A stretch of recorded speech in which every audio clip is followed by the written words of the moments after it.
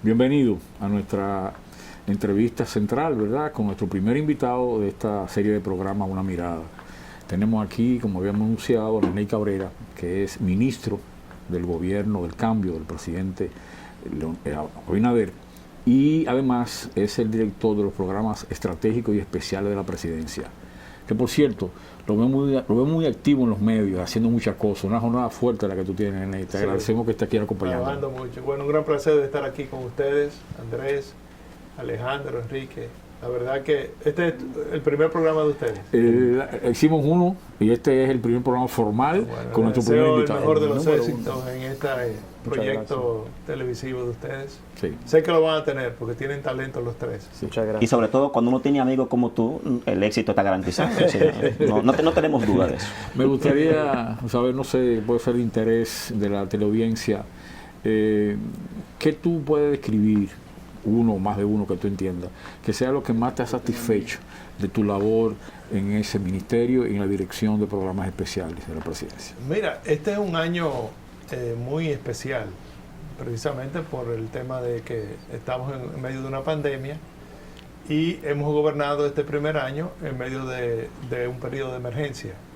De hecho, ya acaban de aprobar en el día de hoy un periodo más de 45 días de emergencia.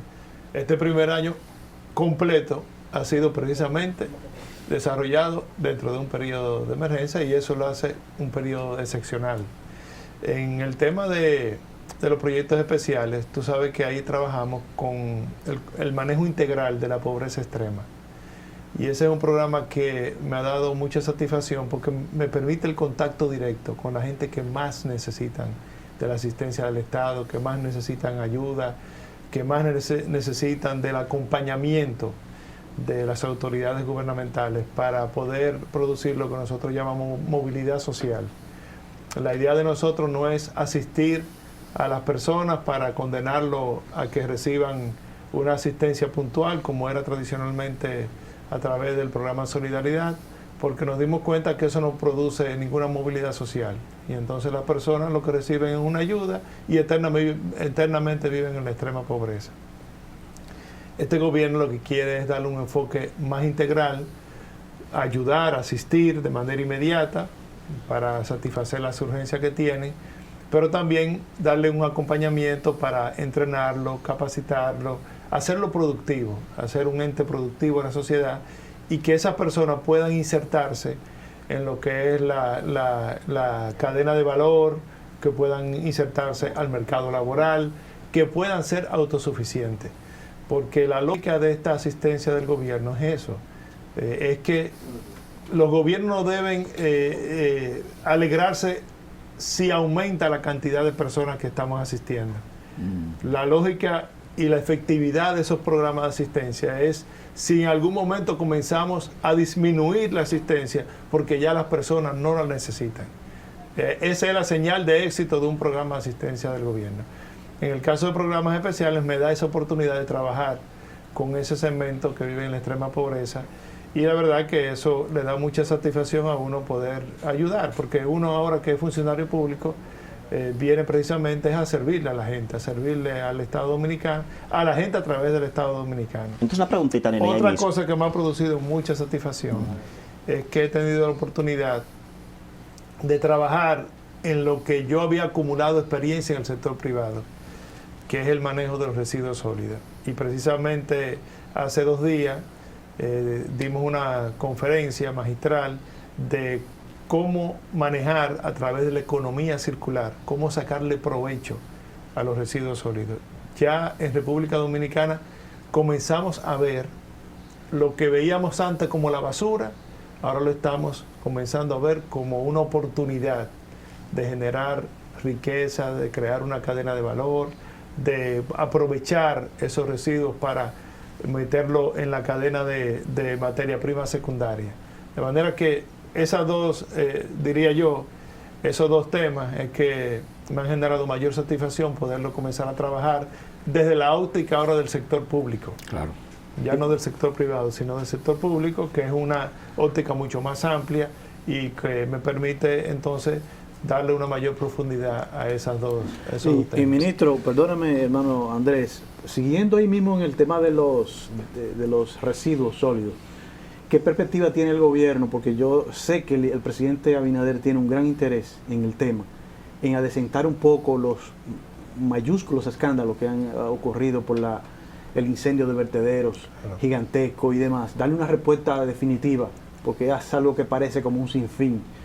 ¿Qué perspectiva tiene el ministro Neney Cabrera, llegado, digamos, la gestión al 2024, en cuanto a la ejecución de enfrentar esta problemática? Mira, la intención del gobierno no es mejorar un poco la situación, como tú expresaste, no, es resolver el problema del mal manejo de la disposición final de los residuos sólidos. Y sobre todo ahora que tenemos la ley 225-20 sí, de manejo integral y coprocesamiento de los residuos sólidos. Esa ley establece ya el marco jurídico adecuado para nosotros poder implementar un modelo de gestión integral, desde la recolección hasta la disposición final. Ahí hay un nicho muy importante de negocio que nosotros tenemos que aprovechar como país. Para que tengan un ejemplo, aquí en el país se consumen alrededor de 125 millones de dólares anuales en materia prima virgen de plástico. Lo consumen las industrias que trabajan con todos los envases plásticos, lo que hacen botellas, lo que hacen los envases para los alimentos. ¿Y dónde lo están consiguiendo? Entonces estas empresas van al mercado internacional, buscan aquí, demandan del mercado local los dólares, y entonces van al mercado internacional a comprar esa materia prima.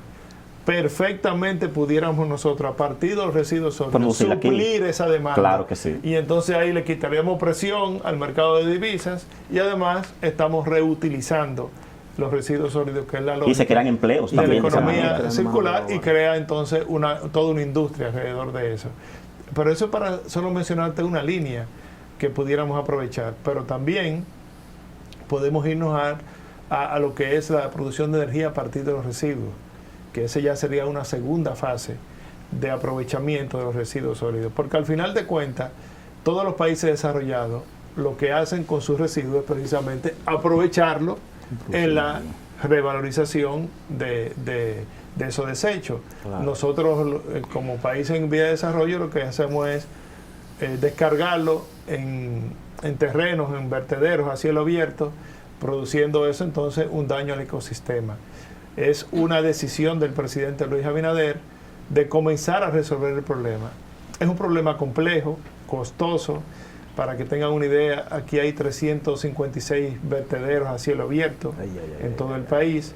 Nosotros ahora estamos trabajando con 11 vertederos que tienen una importancia estratégica porque están ubicados en municipios con vocación turística. Ahí empezamos a trabajar, pero la idea del gobierno es abordar todos los demás vertederos, darle cierre técnico a lo que no sea necesario, concentrar varios municipios en un solo lugar, para reducir el problema de que en vez de 356 vertederos, que evidentemente es demasiado vertederos, nosotros pudiéramos manejar eso con 8 o 10 rellenos sanitarios a nivel regional. A nivel regional, correcto. Y esa es la lógica que tenemos. La idea es implementar una primera fase de aquí al 2024, y del 2024 a 2028, entonces implementar la segunda fase. Correcto. Al principio, cuando usted exponía sobre la meta del gobierno, que debe ser, en lugar de aumentar la cantidad de personas que le dan asistencia, sería disminuirlo por el hecho de que logren autosuficiencia. ¿Qué se está haciendo entonces para que esos mismos que están recibiendo hoy asistencia pudieran posteriormente ser autosuficientes? ¿Qué otros programas de asistencia están utilizando para ellos? ¿Qué innovaciones? Ahí tengo que responderte de la siguiente manera.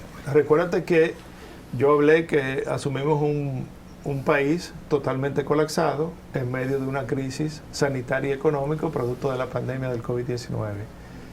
Eso provocó que una franja de la sociedad se fueran a la pobreza. Correcto. Y otras se fueran a la extrema pobreza. O sea, la cantidad de pobres evidentemente ha aumentado en la República Dominicana.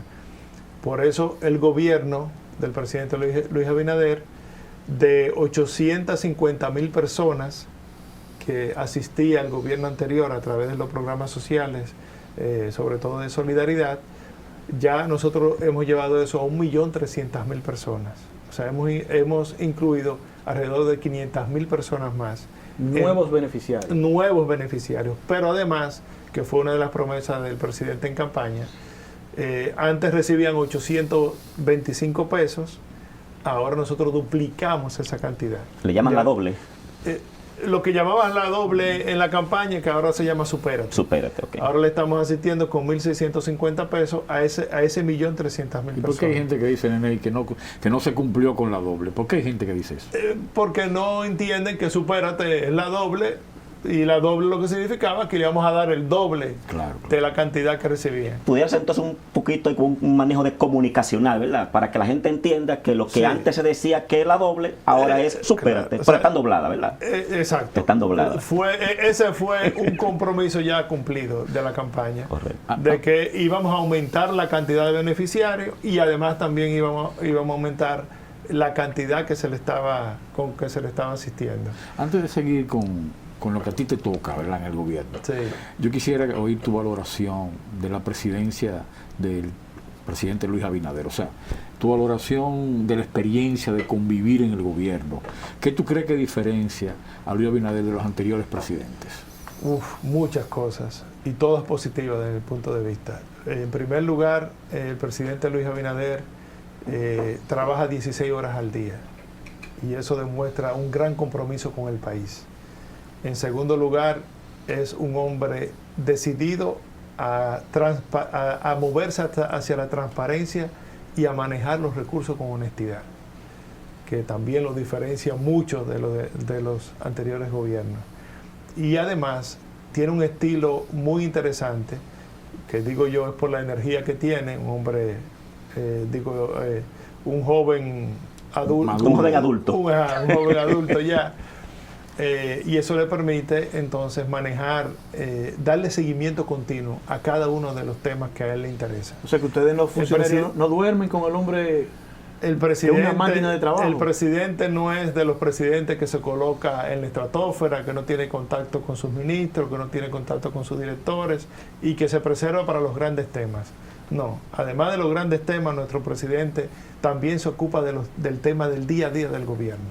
Y es un presidente que gobierna efectivamente todos los temas. Él va y asiste y hace horario de trabajo al Palacio y le da seguimiento a los temas y atiende cada uno de los problemas y además le da seguimiento a las soluciones que él ordena que se le dé a cada problema. En esa misma experiencia personal como ministro, dice que no todos tienen la suerte que tiene el ministro Nene Cabrera, que está entre los 5 principales ministros que despachan semanal con el presidente, producto de los temas que maneja. ¿Eso obedece a la verdad? No. Es empatía entre el presidente. Es empatía entre Nene Cabrera y el presidente. Es que se refleja. No, pero los hijos ahí.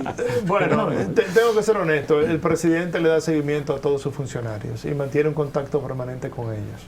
Esa es la verdad. Y inclusive a través del WhatsApp, de los teléfonos, lo llama por teléfono, también lo cita al Palacio. ¿Te sientes es un presidente que trabaja. ¿Te sientes acompañado, respaldado con un ministro? ¿Te sientes? Sí, no me puedo quejar. Tengo una relación exquisita con el presidente, construida mucho antes de él ser presidente. Me da un trato preferencial, casi familiar, y eso honestamente se lo agradezco, y es lo que me ha permitido desempeñarme con el nivel de eficiencia que la gente observa.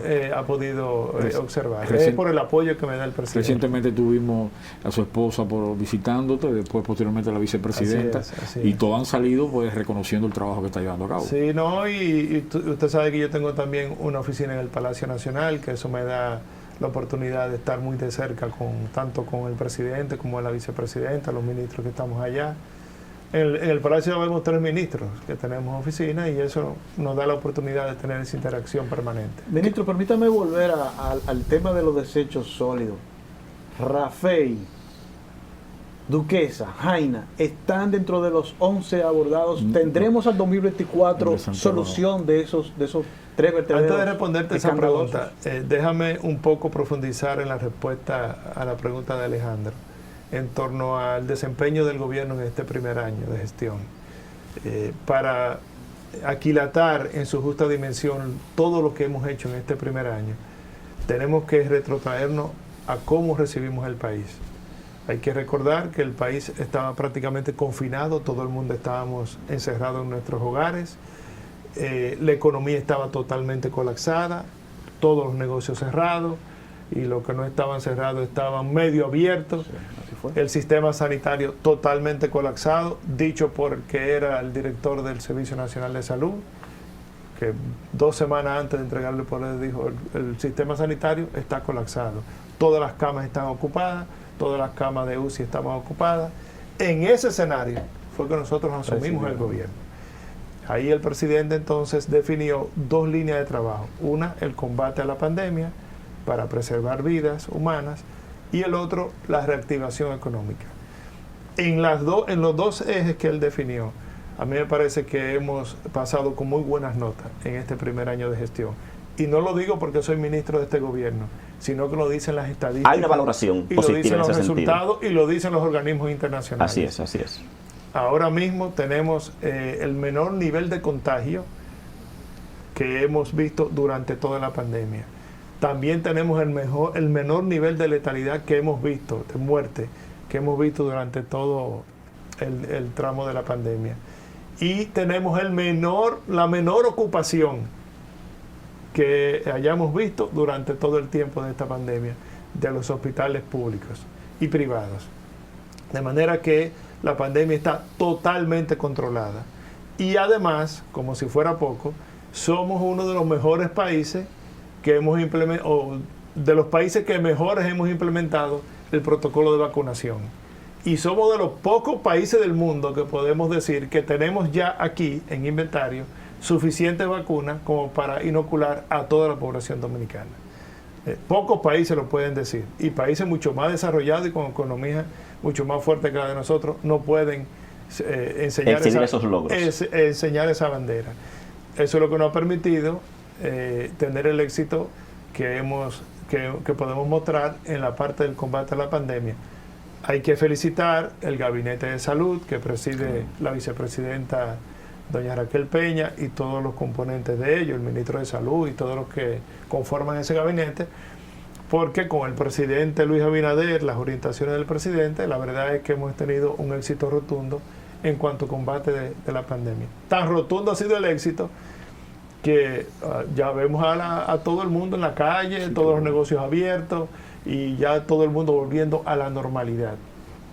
Y eso también ha permitido que en cuanto a la recuperación económica también podamos exhibir éxito a pesar del tema de la pandemia, más éxito que otros países en el tema de la recuperación económica, tanto como que tenemos un crecimiento acumulado de 13.3% del PIB, cuando organismos internacionales decían que efectivamente República Dominicana iba a crecer este año. Nos señalaban como uno de los 2 países de América Latina que iban a crecer, Panamá y República Dominicana, pero decían que el crecimiento iba a andar entre 5 y 5.5. Nosotros no solamente logramos esa meta, sino que la hemos superado, y lo que se proyecta hacia final de año es que vamos a crecer 2 dígitos. O sea, que vamos a mantener el ritmo del 13.3 que ya tenemos y vamos a lograr 2 dígitos este año. Entre esos logros que usted eso plantea, se computa como una recuperación cuasi milagrosa. Oigan lo que le estoy diciendo. Pocos países en el mundo, para no decir ningún otro, podrá enseñar al final del 2021 un crecimiento o una recuperación económica a los niveles que lo vamos a enseñar nosotros. Y eso es gracias a la confianza que da el gobierno del presidente Luis Abinader. Ha permitido que vengan inversiones extranjeras a pesar de la pandemia por alrededor de 3.000 millones de dólares. Eso ha permitido que se recupere en un 100% los empleos en la zona franca, que encontramos una zona franca totalmente desarticulada, muchísimas empresas cerradas. Los parques de zona franca parecían elefantes blancos porque eran como naves desiertas y vacías. Ya todo eso se ha recuperado, se han instalado 71 nuevas empresas que han podido crear 10.000 nuevos empleos, además de que recuperamos 80.000 empleos que habían antes, cuando las zonas francas funcionaban, ya fueron recuperados esos empleos. Y así vamos por área. Eso nos ha permitido también, que es otra de las bondades del presidente Luis Abinader, que es un concertador natural y ha logrado aprobar cosas que tenían años discutiéndose en la República Dominicana, como es el caso del pacto eléctrico. La ley de aduanas. La ley de aduanas es el otro caso, que tenía más de 40 años discutiéndose, hablando que había que reformular la ley de aduana y no se había podido aprobar. Ya tenemos una ley de aduana nueva.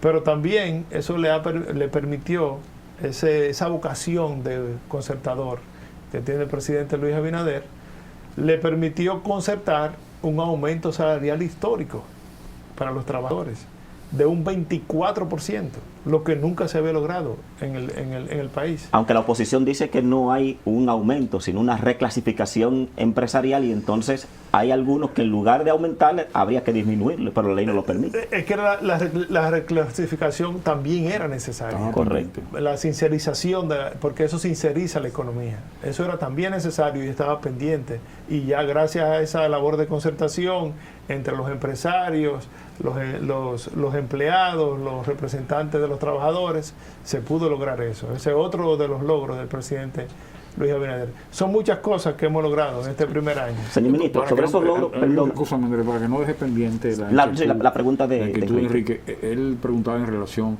a los 11 que se están interviniendo.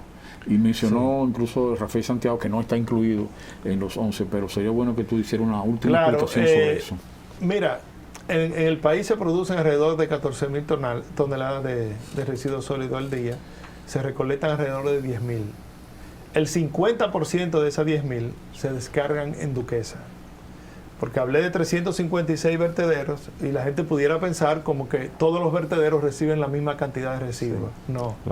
El 50% de todo lo que se recolecta va a un solo punto, que es Duquesa. Es un mega. Eso es un mega vertedero. Wow. Y el otro 50% entonces se distribuye en todo el país. En el caso de Rafael se maneja 1.000 toneladas, 1.200 toneladas al día.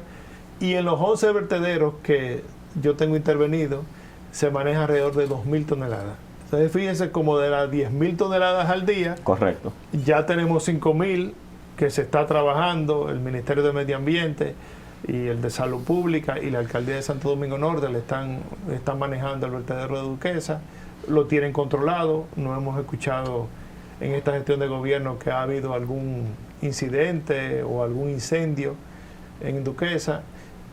Y entonces yo estoy manejando 2.000 toneladas en los 11 vertederos, y en Rafael hay una empresa privada que ha hecho inversiones importantes y es un modelo de gestión en todo el área de América Latina que maneja las 1.000 y pico de toneladas. O sea que de las 10.000 ya tenemos 8.000 más o menos controladas.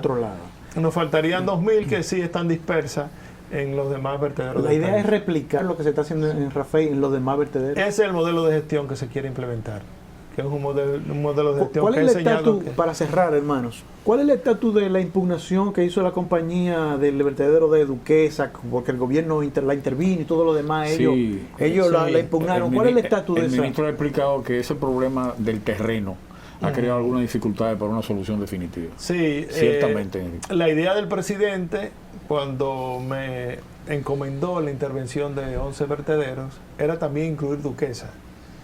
Pero cuando intentamos abordar ese tema, nos encontramos con una dificultad, que es que el problema legal está en el Tribunal Superior Administrativo, evacuó una sentencia provisional ordenando la administración de ese vertedero a Medio Ambiente y a Salud Pública, hasta tanto los tribunales ordinarios definan la situación del conflicto legal que hay con esa empresa privada y el Estado Dominicano.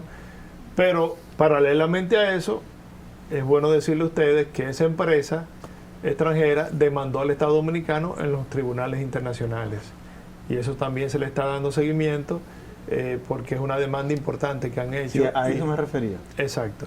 Eso está todavía en estado de fallo, se están conociendo en los tribunales, pero entendemos no es un que tribunal arbitral. Sí. Sí. Y creo que también lo está conociendo otro tribunal de la ONU, algo así. Eso fue heredado. Sí, es un problema sí, heredado efectivamente. de la gestión anterior. Pero la información que manejamos de parte de los abogados del Estado es que debe venir una sentencia a favor del Estado dominicano. Un laudo arbitral favorable. Exacto, porque la verdad es que la empresa extranjera no tiene razón en lo que está planteando, y además hay otro elemento que ha salido a la luz pública, que es un problema de titularidad de los terrenos. Hay un cuestionamiento de cómo se consiguieron los títulos, que si fue legal, que si son títulos falsos, y todo eso entonces genera, cuando usted tiene nada que parta de lo ilegal, genera Legalidad, derecho. correcto. Exacto, Andrés, genera tú tienes derecho. La Señor ilegalidad ministro. no actúa en demanda de un derecho, ¿no? Señor ministro, Exacto. usted decía sobre los logros del presidente Luis Abinader, y justamente en el día de ayer decía el actual vocero de los senadores del Partido de la Liberación Dominicana, senador por Elías Piña, Iván Lorenzo, que sí, que está bien, pero que quisieran ver al gobierno por lo menos un día trabajar sin estado de emergencia, que hasta ahora lo que ha tenido un año completo trabajando en estado de emergencia, que se prueben sin estado de emergencia como una crítica para no aprobar la extensión. Y segundo, ayer yo le escuché a usted referirse a que hay que cambiar el sistema de lo que tiene que ver con la ley 340-06 sobre compra y contrataciones. ¿Cuáles son esos cambios que el ministro Nene Cabrera entiende que deben producirse? Mira, una de las grandes dificultades que encontramos cuando llegamos al gobierno es que los procesos de compras y contrataciones públicas, por mandato de la ley 340-06, en el mejor de los casos te toman 150 días. Son groseros. O sea, si usted necesita comprar esta copa, 5 meses. usted sabe que No es usted, posible. a partir de la decisión, para decir la copa, Un decir, sí, exactamente.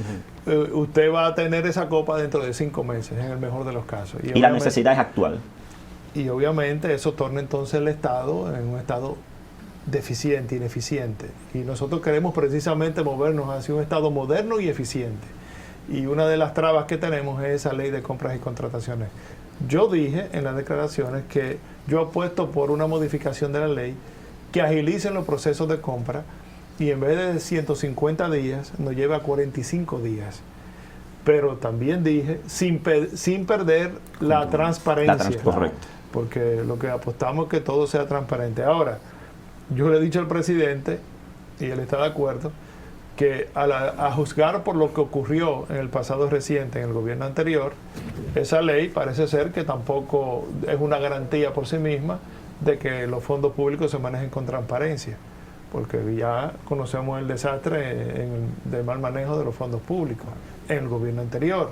Entonces, esta ley ya tiene la propuesta de modificación, lo tiene la Consultoría Jurídica del Poder Ejecutivo, en su última fase de estudio para entonces remitirlo al Congreso y ver si tenemos ya una ley de contrataciones públicas ajustada a la realidad económica y social de la República Que sea más Dominicana. sincera, una ley más sincera. Bueno, Y que permita un Estado mucho más al eficiente. cierre de esta entrevista, de otra ¿Ya que- estamos terminando? sí, de otra Hace que- rato que el de tío- La otra- televisión como que ajusta mucho el tiempo, ¿verdad? de otra que vamos a tener en el futuro. Sí. Mientras hemos estado presentando fílmica Ah, de qué diferentes actividades en las Sí. que tú has estado desarrollando. bien. Sí. Y me animaba a hacer dos preguntas, pero la primera ya está contestada, diría yo, que era ¿cuál es el principal obstáculo que tú habías encontrado? Pienso que esto de la ley de contrataciones ha sido uno de ellos. Eso. Sí, ese es Y el principal ahora- obstáculo de todos los De ministros. todos los ministros, están a grito todos. La pregunta que no quiero Porque dejar. queremos actuar con transparencia. Sí. Supuesto. Porque vimos